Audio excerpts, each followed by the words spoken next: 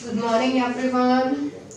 So now I will start from the revision of your chapter 1. तो जैसा कि आपको पता है कि now your chapter 1 is finished और उसके न्यूमेरिकल्स की भी प्रैक्टिस आपने की थी थोड़ी.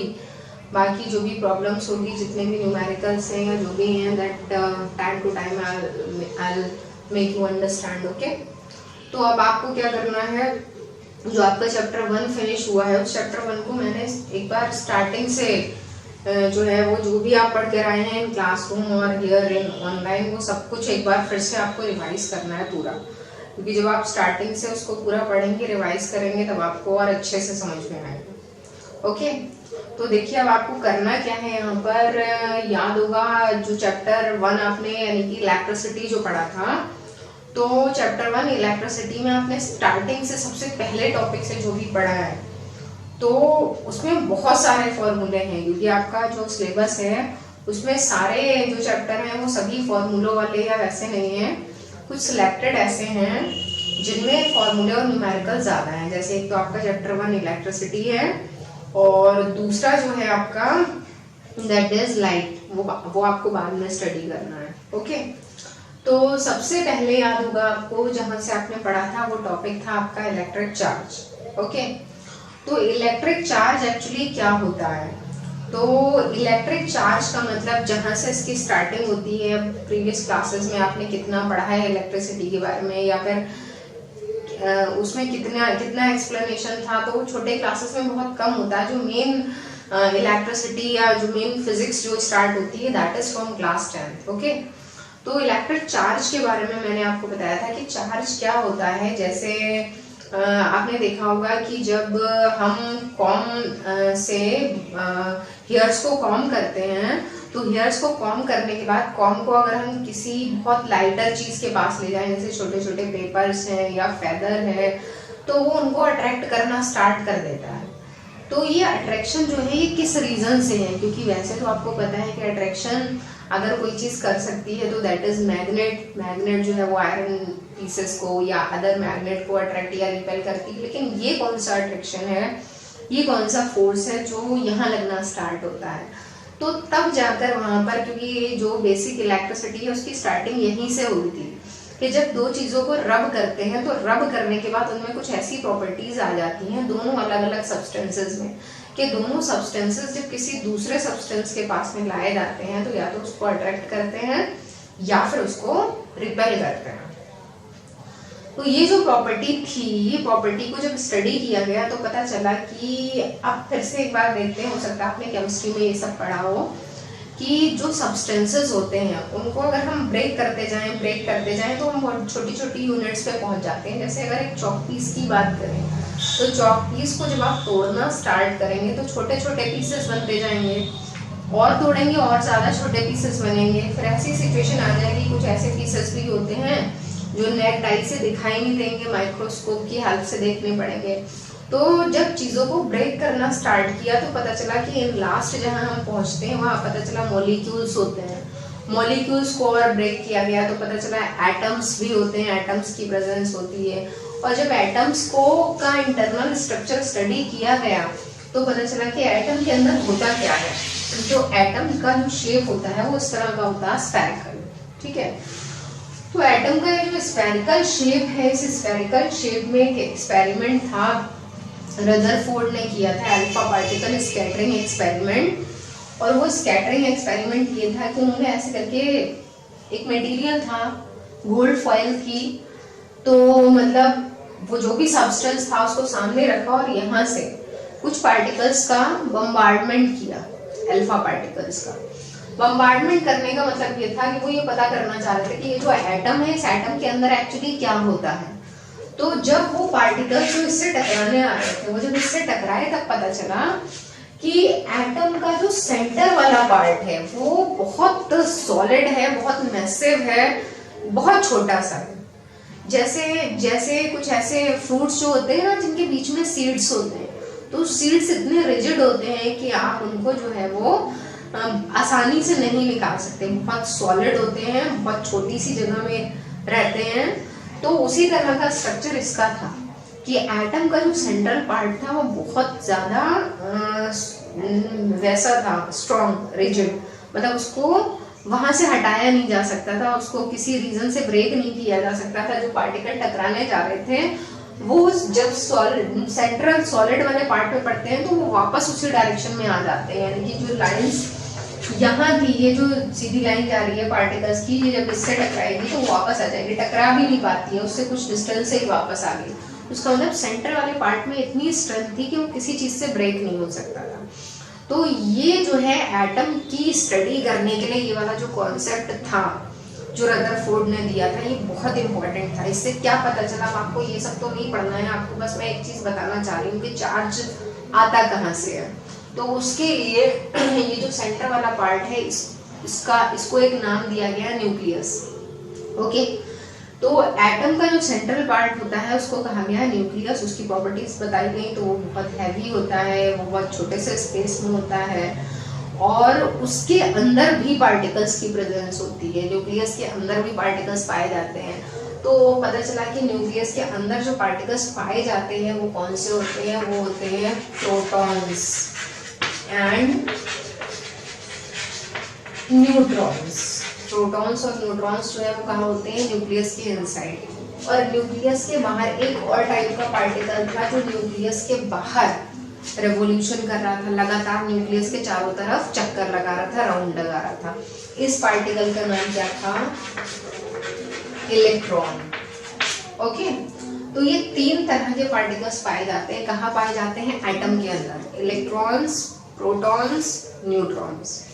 तो इलेक्ट्रॉन्स जो हैं वो नेगेटिव पार्टिकल होते हैं। पता चला कि इलेक्ट्रॉन पे नेगेटिव चार्ज होता है, तो इलेक्ट्रॉन नेगेटिव है और किसी चीज के चारों तरफ घूम रहा है, इसका मतलब वो चीज जो है उस पर कौन सा चार्ज होगा, प्लस। और प्लस चार्ज इसलिए भी होता है क्योंकि न्यूक्लियस के अंदर पाए जाते हैं प्रोटॉन्स, और प्रोटॉन्स जो है वो प्लस चार्ज के होते हैं। तो ये जो तीन टाइप के पार्टिकल्स आपने पढ़े, ये कहाँ से मिले, ये मिले एटम से।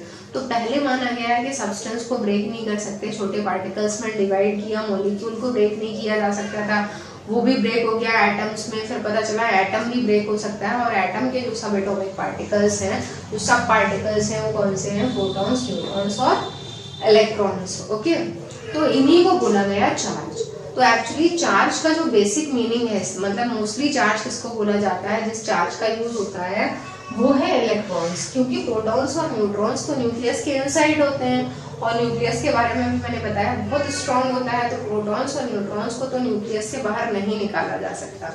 सिर्फ इलेक्ट्रॉन्स जो हैं वो न्यूक्लियस के बाहर होते हैं। तो कभी भी ये जो पूरा एटम है ना आपका, अगर मान लीजिए जो है वो आपने दो सब्सटेंसेस की रबिंग की, तो रबिंग करने से उनके एटम्स पे फोर्सेस लगे होंगे।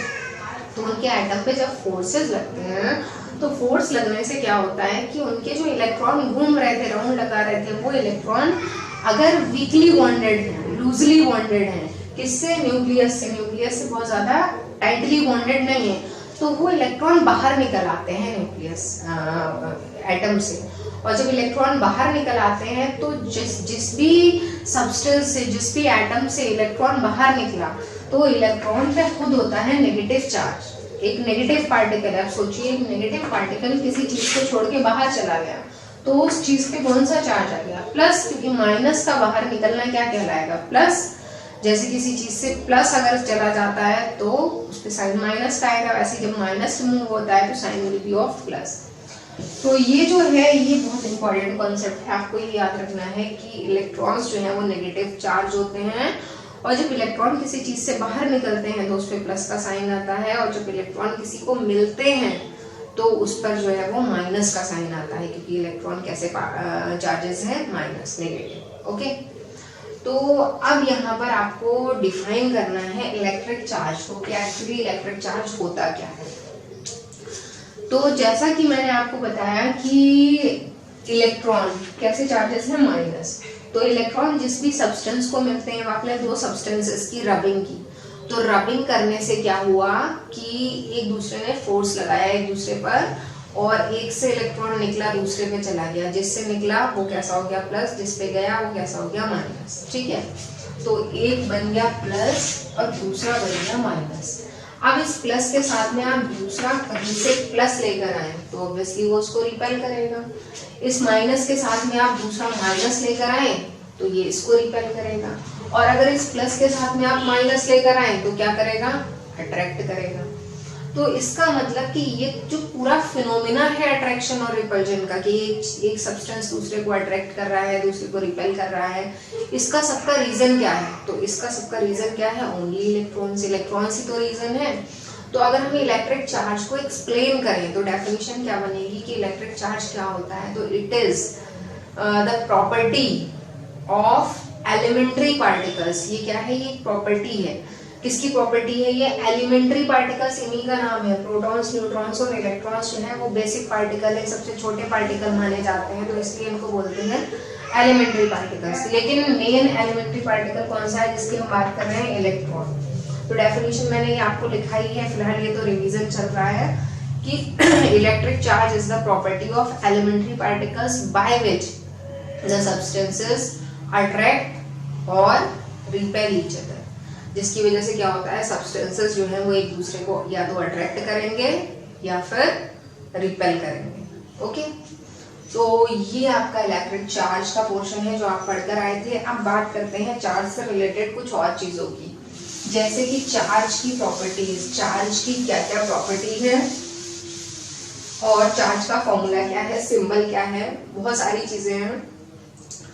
तो चार्ज की प्रॉपर्टी ये होती है कि चार्ज, अगर आप फाइंड करें कि किसी भी सब्सटेंस पर टोटल कितना चार्ज है तो उसके लिए एक रिलेशन आता है। वो रिलेशन ये है कि चार्ज का सिंबल आप बनाएंगे small Q. Capital Q symbol भी यूज होता है but mostly we use the symbol small Q. और रिलेशन है इसका n into E. Q is equal to n E। Okay, तो यहाँ पर Q जो है वो कहलाता है total charge on the substance. N का मतलब होता है नंबर ऑफ इलेक्ट्रॉन्स और E का मतलब है इलेक्ट्रॉनिक चार्ज। इलेक्ट्रॉनिक चार्ज का मतलब कि अभी जो आप बार बार पढ़ रहे थे इलेक्ट्रॉन्स इलेक्ट्रॉन्स, तो एक इलेक्ट्रॉन जो होता है तो उसमें माइनस चार्ज तो होता है, आपको पता है, लेकिन कितना माइनस चार्ज होता है? तो इलेक्ट्रॉन पर जो है वो इतना माइनस चार्ज होता है टोटल। ये आपको याद रखना है, -1.6 into 10 to the power -19 coulomb. क्योंकि ये कूलम जो है ये क्या है? Coulomb is the unit of electric charge. Electric charge की जो यूनिट है वो कूलम होती है। ओके, तो -1.6 into 10 to the power -19 coulomb. तो चार्ज के बारे में आपने पढ़ा है कि चार्ज का सिंबल क्यू है, चार्ज की जो यूनिट है it is on the name of the scientist, और शॉर्ट में इसको C लिखते हैं। n जो है नंबर ऑफ इलेक्ट्रॉन्स है। तो अगर मान लीजिए आपको ये बताया जाता है कि एक सब्सटेंस जो है उसके पास 10 इलेक्ट्रॉन्स हैं, ठीक है, तो एक सब्सटेंस के पास अगर 10 इलेक्ट्रॉन्स हैं तो उस पर टोटल चार्ज क्या होगा? उसके लिए Q is equal to 10 into, और E की वैल्यू आपको हमेशा याद रखना है 1.6 10 टू द पावर -19 कूलम। तो हर एक जगह क्वेश्चन या तो ऐसा दे रखा होगा कि नंबर ऑफ इलेक्ट्रॉन्स आपको बता रखे हैं और आपको फाइंड करना है टोटल चार्ज। तो आप E से मल्टीप्लाई कर देंगे या इसका अपोजिट भी हो सकता है। मान लीजिए टोटल चार्ज गिवन हो किसी जगह, तो लेट क्वेश्चन ऐसा भी हो सकता है कि टोटल चार्ज जो है वो किसी सब्सटेंस पे 3.2 into 10 to the power -19 coulomb, इतना टोटल चार्ज है। आपको फाइंड क्या करना है कि उसके पास कितने नंबर ऑफ इलेक्ट्रॉन्स है। तब आपने फॉर्मूला लिखा है n is equal to Q upon E। तो यहाँ पर Q जो है आपका वो कितना हो गया? 3.2 इंटू 10 टू द पावर -19 और अपॉन डिवाइड किससे करेंगे? इलेक्ट्रॉनिक चार्ज से। तो इलेक्ट्रॉनिक चार्ज की वैल्यू कितनी होगी? 1.6 इंटू 10 टू द पावर -19। तो आपने ये 10 की पावर -19 दोनों में कॉमन है, कैंसिल कर दिया, पॉइंट भी कैंसिल हो जाएगा। तो नंबर ऑफ इलेक्ट्रॉन्स कितने आ रहे हैं? 2। तो ये दो टाइप्स हैं इसके न्यूमेरिकल्स। मैंने आपको बताया भी थे कि इस टाइप के न्यूमेरिकल्स जो है वो एग्जाम में आते हैं। तो इतना पोर्शन जो है आपका वो इलेक्ट्रिक चार्ज का है। इसके बाद आपका जो नेक्स्ट टॉपिक है वो है इलेक्ट्रिक करंट। ओके, तो इलेक्ट्रिक करंट स्टार्ट करते हैं। अगर आप इसको नोट डाउन करना चाहें देन यू कैन